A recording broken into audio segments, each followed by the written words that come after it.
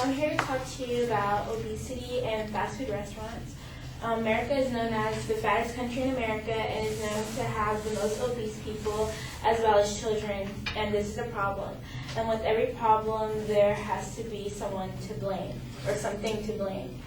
And in this case, the fast food chain is the thing that is being blamed for obesity in America. So I'm here to refute my classmate Ashley Sells' claim that the fast food industry has a major effect on the obesity of people in America. She starts off with her first secondary claim as the portion sizes of fast food restaurants have increased over the past 20 years, which this is actually true.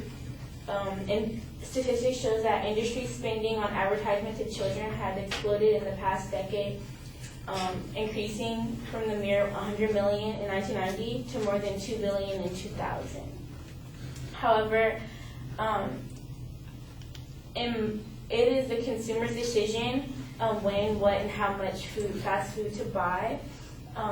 It's their decision if they want to order small portion sizes, and it's stated in a lot of fast food restaurants that the portion sizes as well as the nutritional facts listed in pamphlets or posters, or you can even go online on nutrition data or similar websites as that. She uses an example from the movie Super Size Me, and in this movie, by the end of the film, the main character, Morgan Spurlock, gains 25 pounds, suffers from liver dysfunction and depression. However, that was his choice, and he chose to order the largest of everything and agreed to supersize his meals when asked to. So in this movie, he suffered the consequences from the choices that he made because he could have spent less money and got smaller portion sizes. Her secondary claim was fast food companies use media to increase consumption by children of their products, and she puts out facts like kids are exposed to more fast food television ads, they use catchy slogans and icons, and she even points out that kids ask and parents give. So I think that less blame should be put on the media and more should be put on the parents, because in reality, how much effect can a child have on what they eat? Children are dependent on the parent. Parents today are willing to buy their kids more fast food when they ask for it. And according to a 2001 marketing industry book called Kids Fluence, pestering and nagging of children and their persistence is what makes their parents buy the fast food. But it's easy for a parent to say no. Less parents these years, in this decades, are cooking, and they're going the cheaper route and buying fast food, which is okay if they want to buy fast food for their child. Instead of buying French fries and sugary soda, for example, at McDonald's, there's apple dippers with low-fat caramel dipping, and there's even juice and low-fat milk. And her last secondary claim is health concerns because of fast food eating, and she points out overweight Americans and high sodium intake, which can cause heart disease. Well, McDonald's, surprisingly, is number 8 on America's healthiest fast food restaurants. Well, it was like this in 2009. Nutritionists say that consuming more calories from food and not burning off the calories is what causes weight gain. They also say living a sedentary lifestyle is what's causing weight gain. So this means that you can eat fast food on a regular basis and still not become obese and be healthy.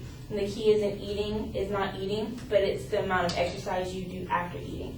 And you can also go to these restaurants and get salads or like grilled chickens instead of fried food. So in conclusion, I think that it's not the fast food change that is causing the obesity, it's the people themselves, it's the effect that they have on themselves.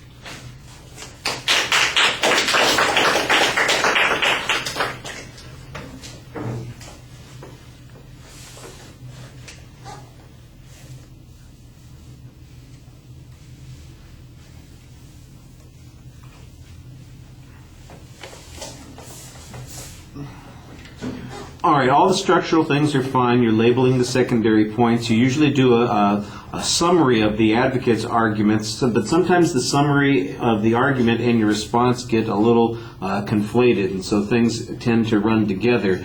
I do like the idea of arguing counterclaims on some of these points. For example, on the first point, the issue of consumer decision making, what you need to do is show that that decision making can in fact exist outside of the influence of all the advertising that the advocate talked about. That seems to be the crux of that first point, and there's not really much response to that except that, well, consumers can decide what they want to do, but they are influenced in the decision making by the advertising, which it supports the point that the advocate was saying. So I'm not sure that your answer there is as complete as it could be. The same sort of thing happens on the second point. There's causality on counterclaims that it's really the decision making of the parents, and then you talk about a piece of information that says pestering and nagging can have an influence on the parents.